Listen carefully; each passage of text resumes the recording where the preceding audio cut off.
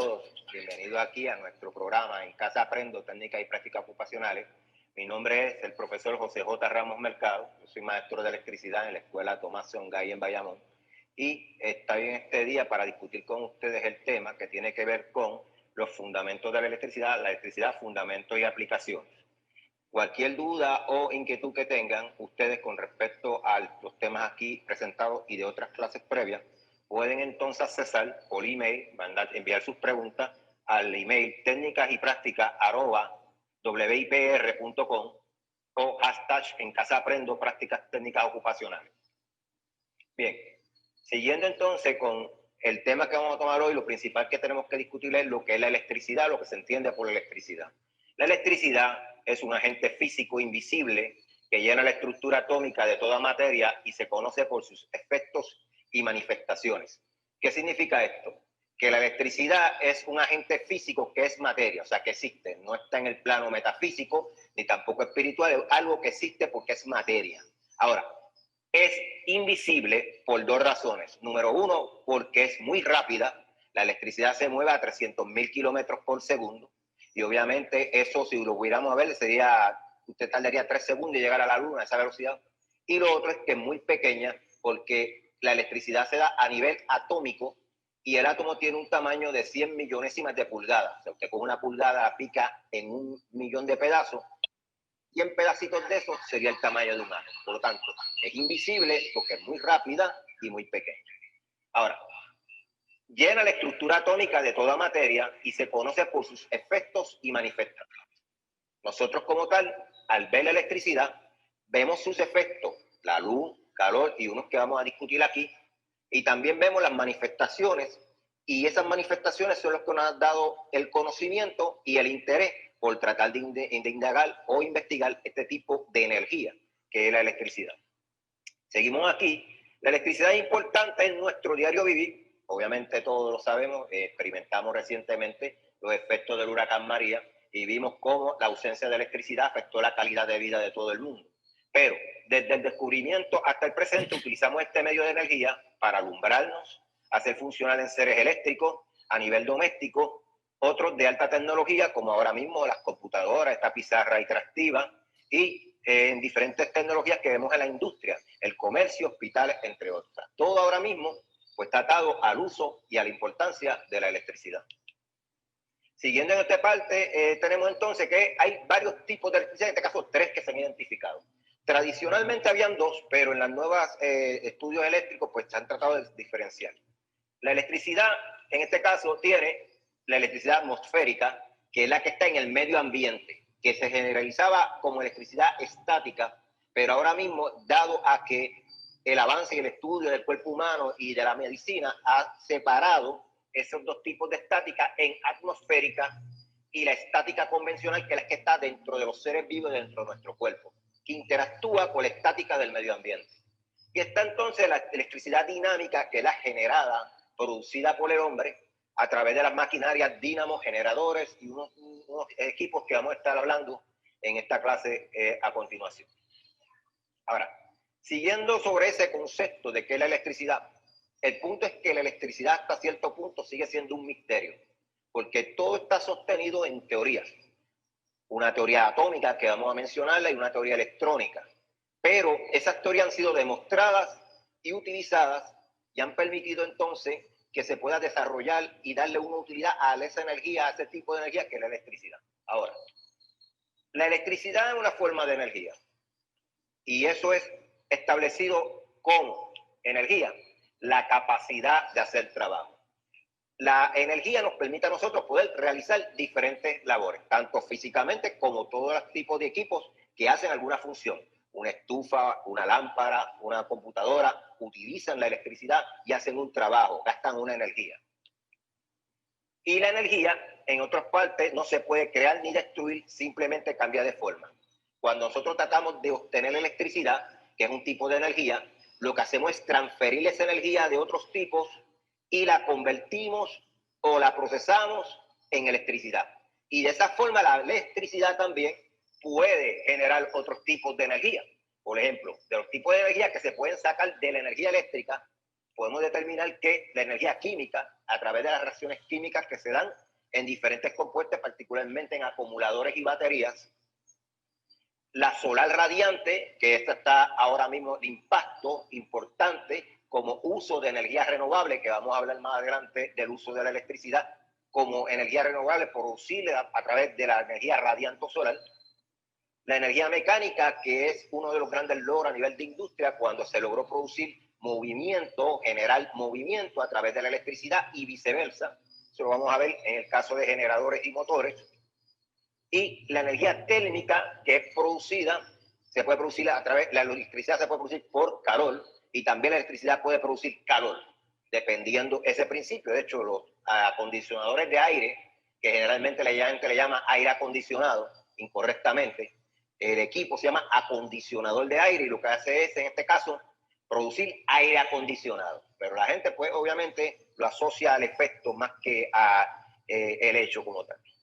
Y la energía sonora, que también el sonido y la presión puede generar tipos de electricidad, inclusive el poder grabar en este mismo momento este video que estamos y esta casa que están viendo, se basa en pulsos eléctricos, presión piezoeléctrica, que mi voz, mi sonido y eso pues genera unos pulsos de electricidad. Y eso viaja a través de bocinas y ese tipo de artefactos. Bien, antes de seguir adelantando en términos de lo que es la electricidad, vamos a hablar un poco del concepto histórico, algunos elementos históricos para tratar de ubicarnos en desde cuándo es que el hombre tiene conocimiento o tiene importancia sobre este asunto de la electricidad. Dentro de eso, pues podemos hablar que los primeros datos, hay mucho a veces en lo que se llaman los gnósticos, que dicen diferentes teorías de que hace 3000 años, y los egipcios, etcétera, pero todo sigue eso, no está sostenido históricamente, sigue siendo como cierto misterio. Lo que sí está claro son los escritos de Tales de Mileto, que fue el primero, de Grecia, se llamaba Tales, de una localidad de Grecia, se llama Mileto, pues dicen de Mileto, para el año 600 antes de Cristo, fue el primero en hacer experimentos con una sustancia llamada ámbar, que es una resina presente en los diferentes árboles que se utilizaba, se frotaban ciertos objetos, y esos objetos podían producir o adquirir propiedades magnéticas, porque el magnetismo fue la primera de los efectos eléctricos que llamó la atención de las personas como tal.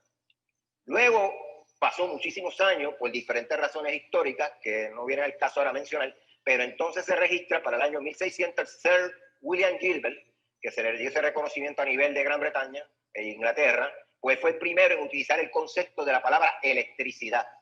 Valga mencionar que la palabra electricidad sale del árbol que usó Tales de Mileto, se llamaba electron, con K, y ese término es el que entonces va evolucionando, y el primero en usar la palabra electricity pues es este señor William Gilbert. Luego entonces en Estados Unidos Benjamin Franklin, cuya foto todos queremos tener en nuestra cartera, ese señor pues inventó el pararrayo y determinó lo que significa la electricidad negativa y positiva, que fue el primero en hablar de esos conceptos. Siguiendo aquí más o menos entonces el Alejandro Volta, italiano, que fue el que hizo la primera batería y la unidad de voltaje, que es la unidad de fuerza eléctrica, se llama en honor a él, y Michael Faraday, que también fue el primero en inventar un motor eléctrico. Pero aquí entonces entramos a dos de los personajes más controversiales y más importantes de la electricidad, el señor Thomas Alva Edison, que usualmente pues por la historia y por obviamente nuestra proximidad de los inventos que él hizo, pues se le reconoce como uno de los más grandes inventores dentro de la electricidad. Pero aquí lo interesante es que el sistema eléctrico que tenemos actualmente, que ahora mismo se utiliza, que vamos a hablar aquí, transmisión, generación, distribución, fue diseñado por el señor Nikola Tesla, que es la persona realmente quien produce y hace el efecto eléctrico como tal. En Puerto Rico, la primera vez que se consiguió electricidad fue para el año 1893, y él fue en el pueblo de Villalba. La gente piensa que fue en la capital, fue Villalba, el primer pueblo en tener luz. Y esto fue un desarrollo en Puerto Rico que para el 1923 ya habían bastantes personas trabajando, y se establece la primera licencia para trabajar electricidad en Puerto Rico, que era para los que manejaban las máquinas cinematográficas. Y entonces, para el 1941 es que entonces se hace una industria eléctrica en Puerto Rico bien importante con la fundación de la Autoridad de Fuentes Fluviales, que cambió su nombre a Autoridad de Energía Eléctrica. Actualmente, todos los asuntos que tienen que ver con electricidad son operados por el Colegio de Peritos Electricistas de Puerto Rico, quien en avanzada ahora mismo tiene la primera fémina en presidir el Colegio de Peritos Electricistas. Ahora en el próximo, vamos a tener unos comerciales en este momento y en el próximo, cuando regresemos, vamos entonces a estar hablando sobre conceptos importantes de lo que es la electricidad.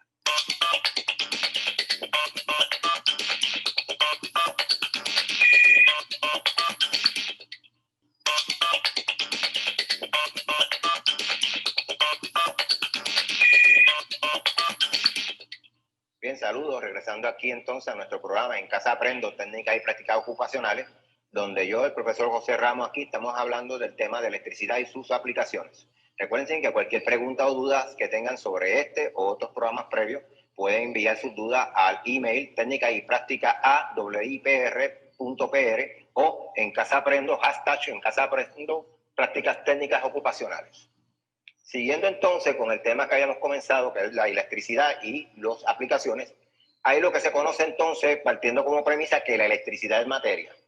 Y la materia como tal, pues tiene una definición estandarizada, que es que materia es todo lo que ocupa espacio y tiene peso o masa. Ese es otro término que se le ha añadido en la interpretación. Si existe en materia y tiene peso y ocupa espacio. La electricidad como tal es materia. Y la materia ahora estandarizada con las nuevas aplicaciones en ciencia, pues se establecen 4 estados que se le añadió un estado adicional a los estados clásicos de la materia, que era sólido, donde las moléculas están muy agrupadas. En el caso líquido, que las moléculas están un poco separadas. Estado de gas, que están muy separadas. Y el último estado que se ha hecho, porque estos 3 estados se pueden conseguir en la condición natural del medio ambiente. Y hay materiales que pueden cambiar de un estado a otro, hay unos que pueden cambiar de un estado sólido a gas, etcétera. Y hay materiales, por ejemplo, como el agua, elementos que pueden estar en los 3 estados. Pero hay un 4º estado que se llama plasma, que es un estado gelatinoso, que es donde la materia, bajo ciertas circunstancias controladas, puede tener entonces un estado que podríamos catalogarlo como gelatinoso. Y eso se da en sitios donde haya ausencia de oxígeno o en sitios donde haya altas temperaturas o muy bajas temperaturas. Y se utiliza para diferentes aplicaciones este estado, que realmente es de laboratorio, de producto del hombre manipulando e interactuando con la materia. Bien, la materia se compone de elementos. Los elementos son los componentes esenciales de cada una de las materias. Y esos elementos como tal, se han identificado 103 elementos, entre los cuales están 92 naturales, 11 artificiales. Hay todavía en estado de investigación cerca de 18 elementos adicionales que, si usted va a lo que se llama la tabla periódica, que no lo voy a presentar hoy, va a haber unos espacios en blanco que son de elementos que ya se están o trabajando en laboratorio, porque cuando hablamos de los elementos artificiales son elementos que para poderlos obtener hay que procesarlos químicamente, en laboratorios. Y la materia se clasifica entonces en 3 categorías para respecto del término eléctrico, que son los materiales conductores. Y es bien importante extender esto porque antes se decía que el conductor es un material que conduce electricidad. Muy bien. Pero ahora se le añade que es un material que conduce con mucha facilidad la electricidad. Es un conductor. En electricidad se usa la plata, el oro, el cobre, el aluminio. Están los materiales semiconductores que ahora están surgiendo con el desarrollo de las comunicaciones y en los sistemas de energía renovable que utilizan semiconductores, como es el silicio, el selenio, el germanio, que conducen con alguna dificultad la electricidad. Y el último término que fue revisado, que antes se decía aislador, que no conduce electricidad, eso es erróneo. El aislador es un material que conduce con mucha dificultad la electricidad. Es importante entender eso porque cuando usted se está protegiendo contra una descarga eléctrica, ningún material es totalmente exento de conducir electricidad. Hay unas condiciones donde un material que conduce con dificultad podría conducir electricidad. Así que hay que tener cuidado con eso. Y esto anda en la misma línea de cuando hablamos del frío y el calor, que lo que existe el calor es la ausencia de calor, lo que nosotros llamamos frío. Por lo tanto, cuando usted en un acondicionador de aire no está produciendo frío, está extrayendo calor. Por eso cuando toca el acondicionador de aire en la parte posterior, lo siente caliente. Bien, siguiendo entonces, la electricidad viene de los átomos, que como repetí en el anterior slide, el átomo es la partícula más pequeña que conserva las propiedades de un elemento. la figura atómica que normalmente se representa tomando como relación como si fuera el sistema planetario, con un núcleo, podríamos decir que ese es el Sol, y unas partículas que giran alrededor de ese núcleo. Ese átomo, esos elementos de los átomos, pues como dije aquí, propiedades es la partícula más pequeña que conserva las propiedades de un elemento, y esas partículas que vemos aquí girando en órbita se llaman electrones, y las que tenemos aquí dentro de esa parte íntegra del átomo serían protones y neutrones. Ahora, ¿qué características específicamente tienen esas partículas? Protón, electrón y neutrón. El protón tiene mayor carga positiva, que esa era otra de las cosas que se decía anteriormente en las clases de química, que el protón era positivo. El protón tiene parte negativa, pero en su mayoría es positiva. Y el electrón pasa lo mismo, tiene parte positiva y negativa, y la mayoría es la negativa. Por lo tanto, se clasifican por esas dos cualidades, positivo el protón, negativo el electrón, pero tiene también partículas positivas en su interior. Y está el neutrón, que es de carga neutro, que está balanceada, no tiene polaridad. Tiene la misma cantidad de cargas positivas y negativas, y esto se ha establecido en la línea de lo que se llama física cuántica, que habla de unas partículas que se llaman quark, que eso se dejará para una clase más adelante de este término. La corriente eléctrica se define como movimiento de electrones. ¿Por qué? Porque la electricidad sale de los electrones. Mucha gente dice electricidad es movimiento de electrones. No. Corriente eléctrica es movimiento de electrones.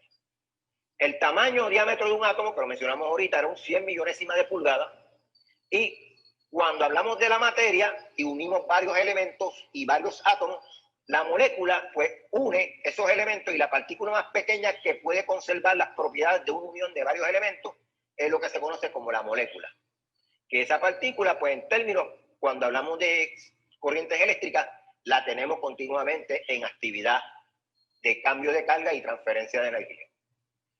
Mirando el átomo en su forma básica, el átomo tiene lo que se llama, obviamente, el núcleo con electrones girando, protones y neutrones en su interior, y la electricidad que utilizamos la vamos a sacar, teóricamente, de esa última partícula que se llama electrón. Se le llama electrón de valencia. Y el electrón de valencia, muchos electrones forman lo que se llama una corriente eléctrica.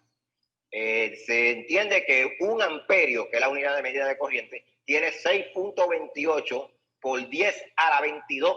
Eso quiere decir una trillonésima, una 628 trillonésimas de electrones en un solo átomo, aproximadamente.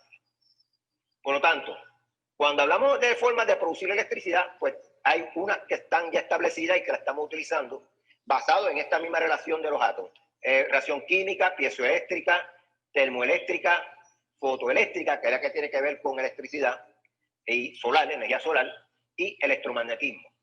Profundizando esto, cuando hablamos de la reacción química, estamos hablando de lo que ocurre dentro de una batería. Hay una transferencia de energía dentro de una batería que tiene que tener una placa positiva y una placa negativa. Generalmente la batería tradicional o la pila eléctrica tiene lo que se llama una placa de zinc y una de cobre. También tenemos lo que se llama pieza eléctrica, que es por presión. Por ejemplo, cuando usted habla al micrófono, hay una presión, esa presión hace una liberación de electrones, que es la que entonces nosotros vemos ahora mismo en imágenes, sonidos, etc. Y es lo que se llama energía piezoeléctrica. El problema con esta es que los niveles de producción de energía es bajo. También podemos producir electricidad por calor, que se utiliza a través de lo que se llama una termocupla, que se calienta y puede generar ciertos niveles de corriente, y esto se aplica en sistemas de refrigeración. También entonces tenemos lo que está ahora de moda, que es el sistema fotovoltaico, que es la energía de fotoelectricidad o energía fotoeléctrica, que se basa en los electrones de luz que reciben el nombre de fotones, que son electrones liberados que lo tenemos a través de la irradiación de los rayos electromagnéticos que llegan del Sol. De hecho, cada 8.3 minutos recibimos continuamente rayos del Sol. Y por último tenemos aquí entonces el tema que viene siendo electromagnetismo, que es la capacidad de, a través de la electricidad, generar magnetismo. En síntesis, todas estas formas de producir electricidad son las que nos van a permitir ahora mismo el desarrollo de diferentes equipos y diferentes aplicaciones. Bueno, vamos a unos mensajes, y recuerden siempre que están viendo En Casa Aprendemos Técnicas Prácticas Ocupacionales, y si tienen alguna pregunta, favor de entonces enviarla por el email a hashtag, en este caso, técnicas y prácticas @wipr.pr o en hashtag en casa aprendo prácticas técnicas ocupacionales. Regresamos en breve.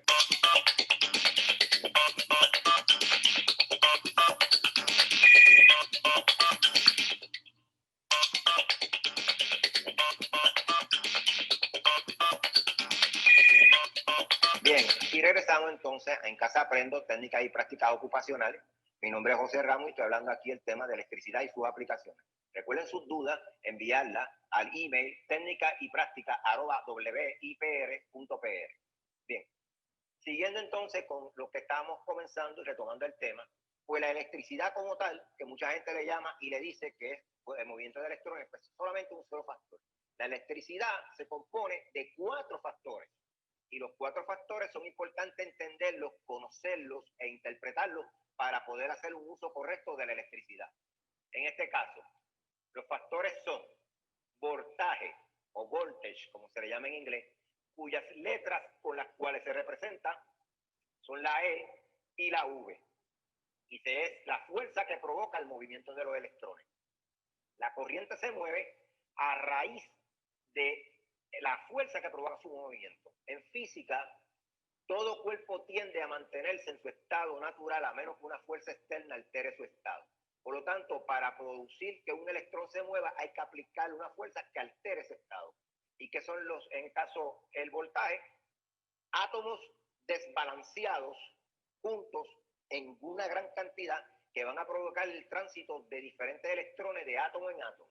Y esa fuerza es el voltaje. El movimiento como tal viene siendo la corriente eléctrica que se representa con la letra I. Debo encargar que el voltaje se mide en voltios, que es la unidad de medida en honor a Alejandro Volta, y la corriente se mide en amperios y es el movimiento o flujo de electrones y es el elemento más importante dentro de la electricidad porque a base de la corriente es que se diseñan las instalaciones eléctricas. Porque cuando yo voy a hacer una instalación eléctrica, tengo que diseñarla para que pueda tolerar la cantidad de corriente que va a fluir a través de ella. No el voltaje es importante porque produce el movimiento, pero la corriente eléctrica es lo que yo tengo que tomar en consideración a la hora de los equipos y de los cables y todo tipo de aparatos a utilizar. La resistencia viene siendo entonces la fuerza de oposición, la fuerza que ejercen los átomos a los cuales están atados los electrones, tratan de retenerlo, porque si yo lo tengo, trato de retenerlo. Es un instinto natural de la misma naturaleza de retener ese estado, y la fuerza que se opone al movimiento es la resistencia. La clave aquí es aplicar un voltaje que venza la resistencia y produzca el movimiento de la corriente. Y la potencia eléctrica, o en este caso es la energía consumida o suministrada. Consumida porque esta es la que usted paga a través de los servicios eléctricos que recibe en su casa, y suministrada porque a veces usted cuando va a comprar un generador de emergencia, usted busca la capacidad de ese generador de suministrar esa energía eléctrica. Y la potencia se tiende a representar por la letra W, también se usa la letra P, o kVA, que significa kilovoltio amperio, que eso es otra manera de medir una mayor cantidad de energía o potencia eléctrica.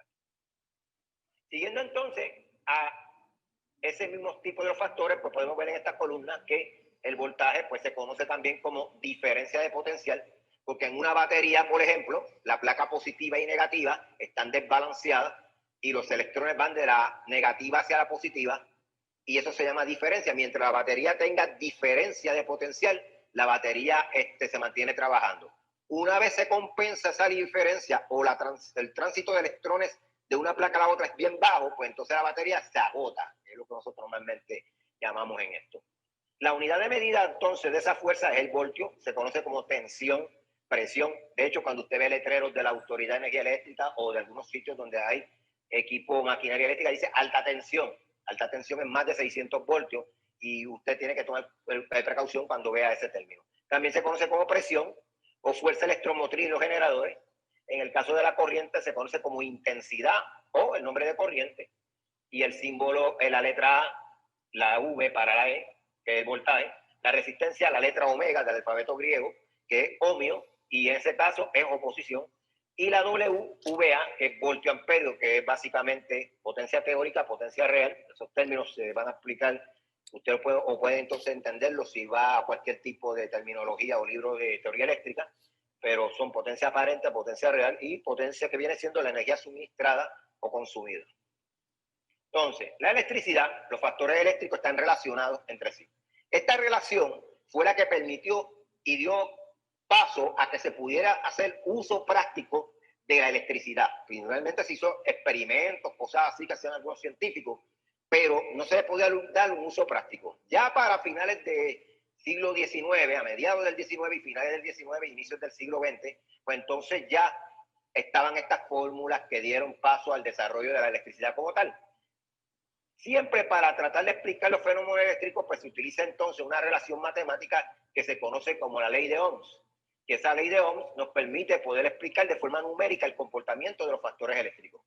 Porque para yo poder hacer uso de electricidad tengo que medirla, calcularla y estimar cómo poderla producir, entender la fuerza y en su comportamiento. Y la ley de Ohms me permite a mí con una ecuación básica donde me dice que el voltaje, que es la fuerza, dividido, o el cociente de la fuerza, multiplicando resistencia por corriente, o corriente por resistencia, en caso de la propiedad de matemática, el orden de los factores no altera el producto, o sea que puede ver la R a la izquierda o a la derecha, eso es indiferente.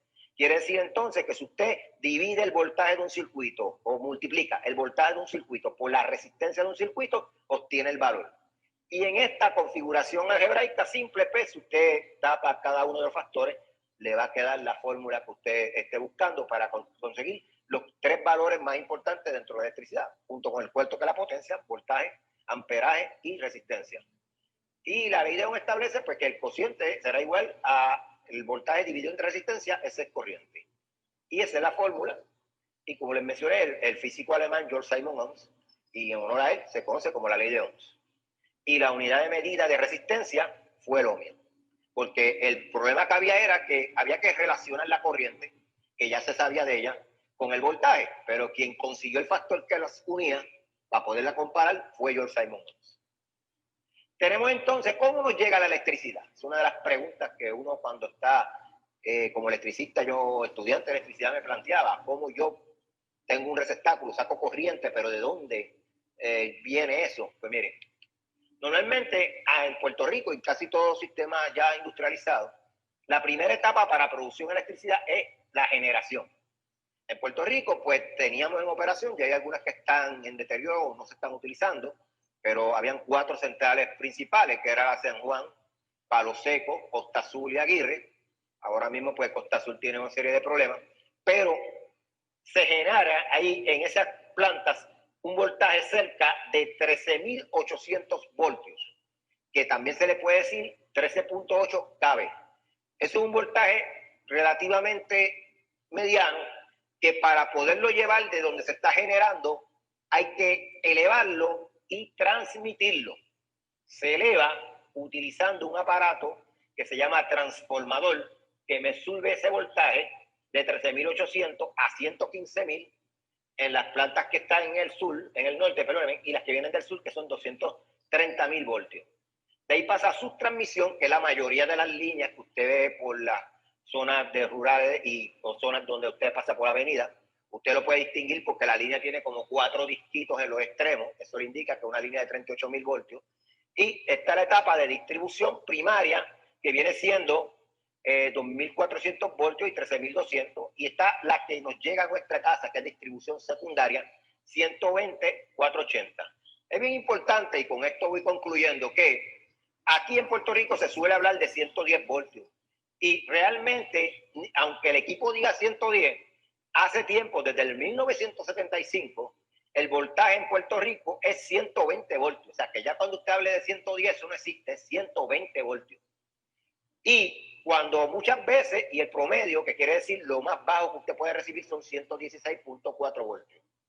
Que en el caso de Puerto Rico, si usted tiene un voltaje menor que eso, medido con un instrumento de edición, y usted se percata, debe llamar a un perito electricista para que le diagnostique a ver qué es lo que está pasando con su voltaje. Y otro término que es un error es hablar de 220, que mucha gente lo menciona, ya eso no existe, es 240 voltios. En el próximo segmento seguiremos hablando entonces cómo estos valores de voltaje se manifiestan dentro de los circuitos eléctricos. Recuerden enviar sus preguntas al email técnica y práctica en este caso técnica y práctica @wipr.pr o hashtag en casa aprendo técnicas y prácticas ocupacionales. Regresamos en breve.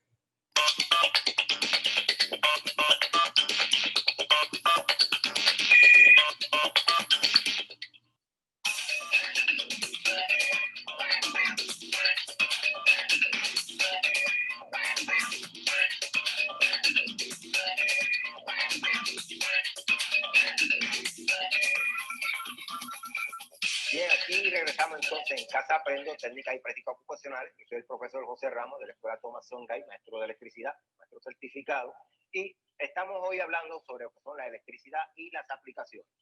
Siguiendo el tema que habíamos ya comenzado, una de las partes más importantes dentro de cualquier estudio de la electricidad y aplicación es el análisis de lo que es el circuito eléctrico. Todo lo que opera en nuestra casa trabaja a base de lo que se conoce como el circuito eléctrico y, por lo tanto, todo circuito, por más complicado, elaborado usted vea, se limita a estas partes que están aquí.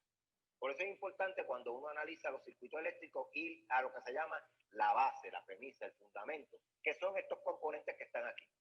El circuito eléctrico como tal se conoce que es el camino cerrado formado por elementos conductores por el cual circula la corriente eléctrica y está formado por los siguientes elementos. Estos elementos que están aquí están en cualquier circuito eléctrico o electrónico que usted busque.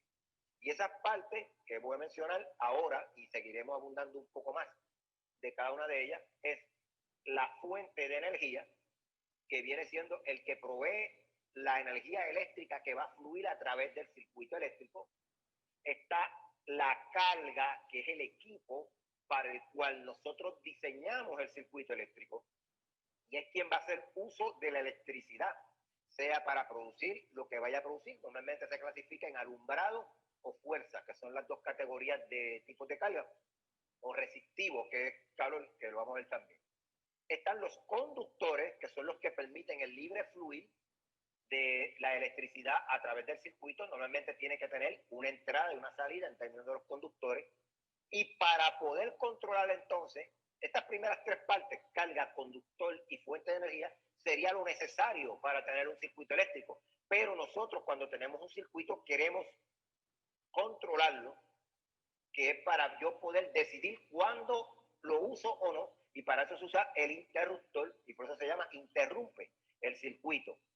Y el elemento de protección, esto fue una cosa que añadió el señor Thomas Alva Edison, yo creo que es una de las aportaciones más grandes que él hizo, el fusible, que es un elemento que reacciona si la corriente o la electricidad que fluye en el circuito es mayor a la que debe soportar los conductores. El fusible me interrumpe y protege la integridad de la instalación y la integridad de la propiedad donde esté dicha instalación.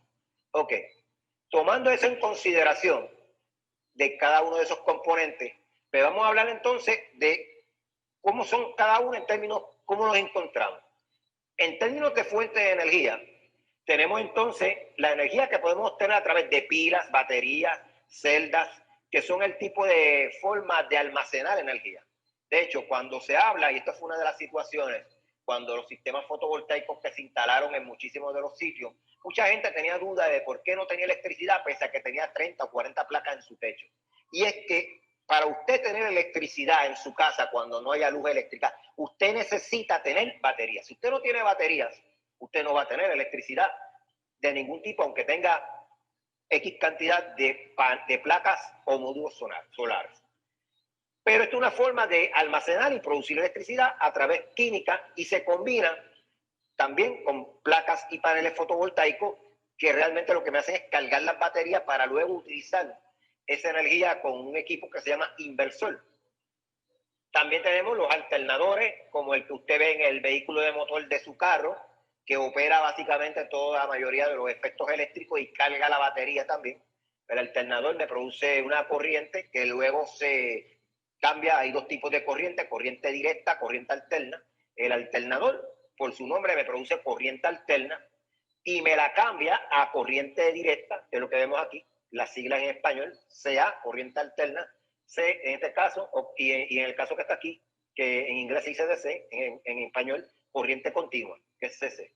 Entonces, se representa normalmente con la culebrita para corriente alterna y una raya y otra entrecortada para corriente directa.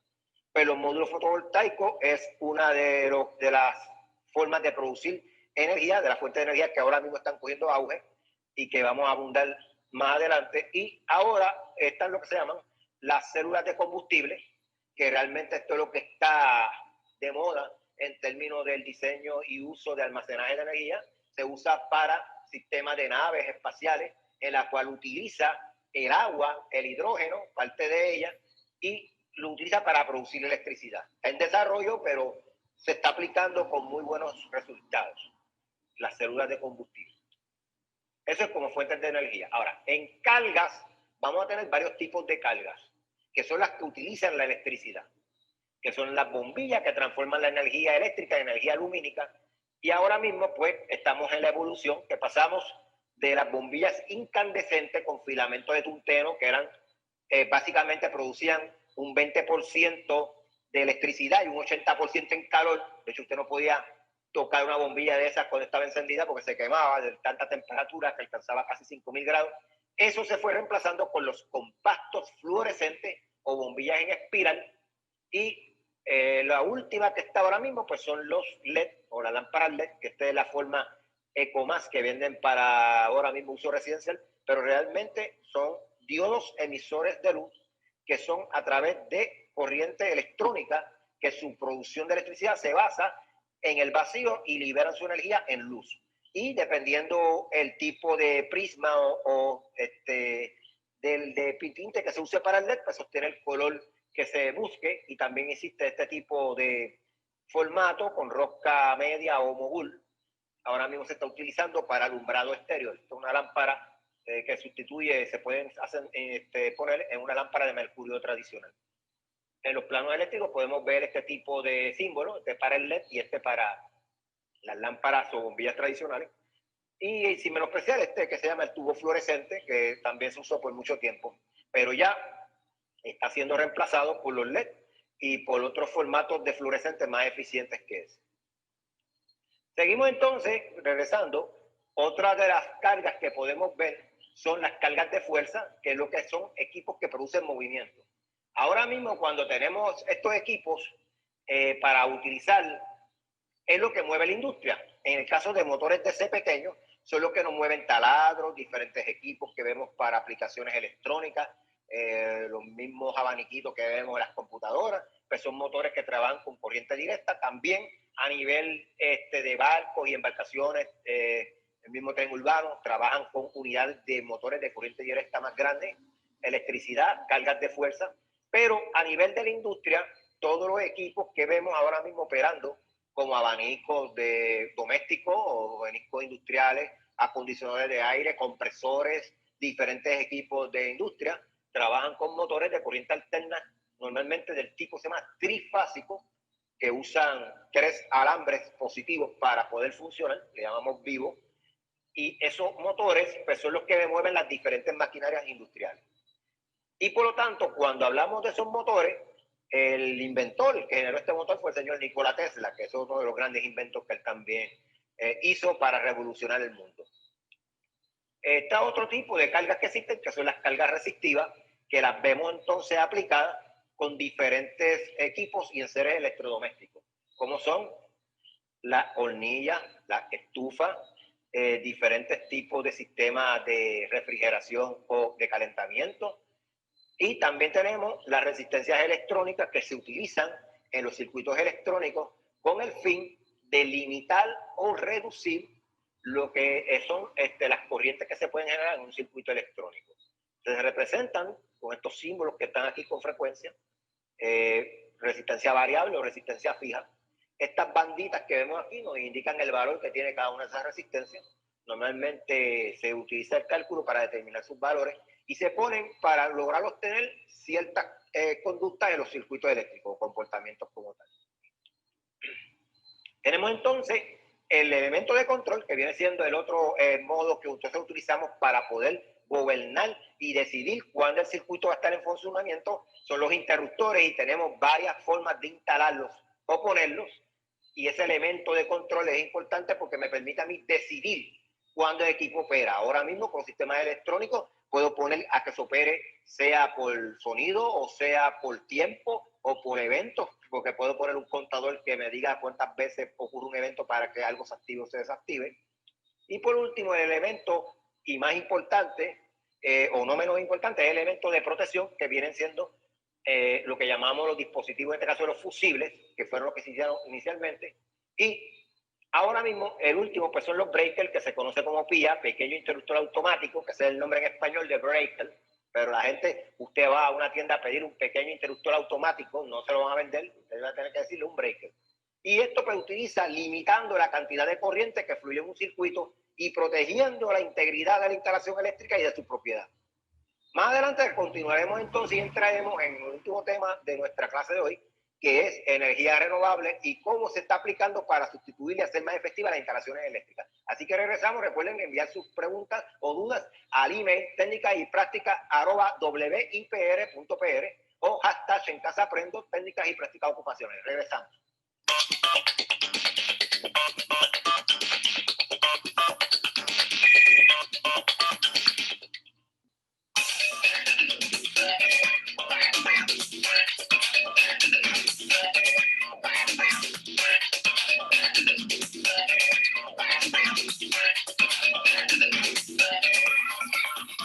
Bien, aquí regresamos entonces en Casa Aprendo, técnicas y prácticas ocupacionales. Recordándoles, mi nombre es José Ramos, maestro de electricidad, y hoy estoy tomando aquí el tema de electricidad, aplicaciones y la importancia que tiene como tal esa energía en nuestro ambiente. Recuerden que cualquier duda o pregunta pueden enviarla a su email, en este caso técnicas y prácticas @wipr.pr o hashtag en Casa Aprendo, técnicas y prácticas ocupacionales. Bien importante señalar, porque uno de los datos que nosotros tenemos que tomar en control es lo siguiente. La electricidad es un enemigo muy poderoso cuando no es controlada o regulada. Es un enemigo silencioso. Vemos un cable lo más tranquilo y nosotros pensamos que eso es seguro y no hay nada. Y a veces hay miles de voltios transcurriendo a través de un cable o un conductor eléctrico. Por lo tanto, lo primero que le voy a indicar es que usted debe buscar personal capacitado para que sea la persona que le realice las instalaciones eléctricas en su casa. Debe ser un perito electricista, que normalmente aquí tengo en esta camisa el logo del Colegio de Perito Electricista, y esta organización sin fines de lucro es la que le va a indicar a usted si la persona está autorizada o no a realizar un trabajo eléctrico en su casa. Así que es bien importante. Ahora, si por alguna situación ocurriera una electrocución o una situación eléctrica que afectara una descarga involuntaria, ya sea por cualquier situación, pues este es el procedimiento que usted debe seguir cuando ocurre ese tipo de cosas en términos eléctricos. En este caso, si está trabajando en alguna industria o está trabajando en su casa y ocurre una situación que hay en este caso, una descarga eléctrica, lo primero que usted tiene que hacer es llamar al 911, al sistema de emergencia. No debe tocar a la víctima porque usted puede ser que esa persona esté tomando una descarga eléctrica y entonces usted ser parte también de esa situación. Debe buscar la manera de tumbar la corriente, ya sea bajando los fusibles o, en este caso, los breakers. Y si no tiene disponible el disconectivo, pues entonces debe buscar un material no conductivo, en este caso material plástico, PVC, para tratar de remover la parte que está haciendo contacto de la persona con la línea eléctrica. Si tiene adiestramiento, obviamente en CPR, pues lo puede aplicar. Si no, esperar entonces que venga el personal autorizado a auxiliarlo, porque ¿verdad? A veces uno queriendo ayudar puede hacer un daño mayor.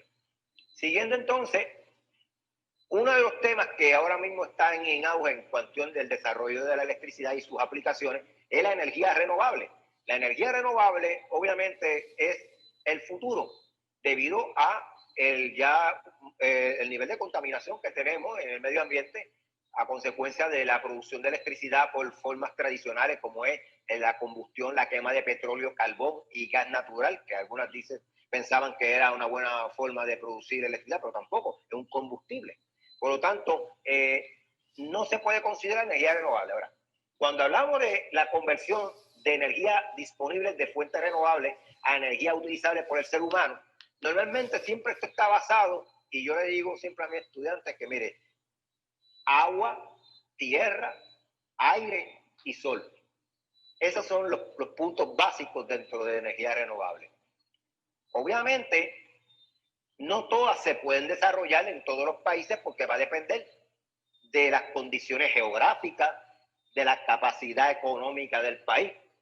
Pero una de las formas que muchos países utilizan para producir energía bastante limpia es la energía hidroeléctrica, que es basada en corrientes de descargas eléctricas en términos producidas por una turbina que se mueve a raíz de las descargas de agua que generan un fluido de aire y hacen mover unas turbinas. Pero obviamente, mientras usted tiene este tipo de sistemas, necesita un nivel de embalse con bastante capacidad que pueda mover la cantidad o producir y hacer costo efectivo la producción de la energía en ese punto. Pero es una de las opciones de energía renovable. Obviamente en Puerto Rico existen varias plantas hidroeléctricas, algunas están en desuso, otras están en uso parcial. Se podrían desarrollar quizás reconceptualizando las maquinarias y buscando optimizar esos equipos. Otro de los puntos también que está, y en Puerto Rico pues tenemos varios ejemplos de ello, es la energía eólica, donde se usan los aerogeneradores. La gente le dice molinos de viento, no son molinos de viento, aerogenerador, que normalmente cada uno de esos aerogeneradores o turbinas producen cerca, por lo menos el sistema que tenemos ahora mismo en Santa Isabel, tiene cerca de 42 turbinas que producen cerca de 2.2 megavatios de energía, esos son 2 millones de vatios, es bastante considerable esa energía. Pues la eólica es otra de las que está en desarrollo y se siguen mejorando y es una opción dentro de lo que consideramos energía renovable. A nivel residencial, pues es un poco problemático por la cuestión de que esto es vertical y siempre hay diferentes tipos de aves o fauna que puede ser afectada por este tipo de cosas que hay que tomar en consideración. La energía oceanotermal, que de hecho por expertos catalogan que Puerto Rico es uno de los mejores, uno de los 3 lugares del mundo mejor para la producción de energía oceanotermal, y de hecho hace unos 8 o 10 años atrás se empezaron a hacer un estudio específicamente por el área de Humacao, que es con el calentamiento del sol a través del agua que genera, se puede utilizar para generar entonces un tipo de turbina o generador aplicando y utilizando esa tecnología basado en el calentamiento del océano a nivel de profundidad y a nivel de diseño y el incremento también que tiene que ver con el comportamiento como tal de las olas. Otro que está relacionado también con la energía a través del mar es la mareomotriz, que resulta en aprovechar las mareas, es decir, diferencias de altura de mares según la posición relativa de la Tierra, la Luna, que resulta gravitatoria, y de estas últimas y del Sol sobre las masas. O sea, lo que ocurre es que usa la gravedad, que es el término que quería usar aquí, y la gravedad y la relación entre la Luna y la Tierra para producir las mareas, y obviamente esto tiene mareas altas, mareas bajas, y esa misma aplicación se puede utilizar para mover ciertas turbinas en X tiempo o hora del día para que me genere electricidad a través del movimiento de la marea, o en el caso de la ola, que entonces es la otra aplicación que se usa aquí, que es la undimotriz, que es a través de las olas, transitando entonces a través de unas turbinas que se van moviendo a raíz que van entrando las olas. O sea, que aparte de surfear, se le pueden hacer uso a esa energía del mar y de las olas, si se puede aplicar, y hay muchas áreas en Puerto Rico donde se pueden utilizar este tipo de métodos. Ahora mismo Hawái implementa este tipo de métodos como energía renovable, y otras áreas de Asia. Y Puerto Rico tenía buenos sitios para este tipo de desarrollo de este tipo de energía, donde el agua hace mover unas turbinas. Las turbinas están conectadas a unos generadores y esos generadores como tal comienzan entonces a producir electricidad. Entonces puede hacer un conjunto de generadores que en su totalidad podrían entonces generar una cantidad significativa de energía. Aquí ya hay un modelo de ese mismo tipo. Se ponen, de hecho, un ingeniero puertorriqueño que diseñó, amigo mío, que diseñó uno a los años 80 y ahora mismo se implementa en otros países, ahora mismo el diseño, el cual pues se utiliza para aprovechar esa energía presente continua en el mar y el océano. Y el destacable de la energía renovable es que es inagotable, porque el Sol ahora mismo una estrella de edad mediana, y es la que hace la presión de gravedad contra la Tierra. El Sol le queda cuando mínimo 40.000 millones de años de vida.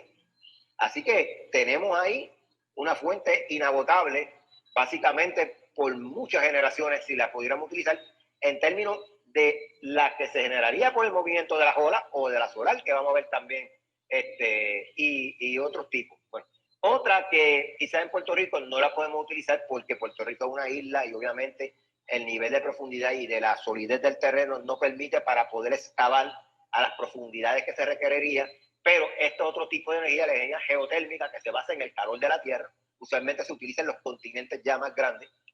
Y entonces tenemos, este es un ejemplo, ¿verdad? Que se hacen unos conductos, se utiliza el mismo vapor interno del calor de la Tierra y podemos utilizarlo para producir electricidad a gran escala. En algunos países se utiliza.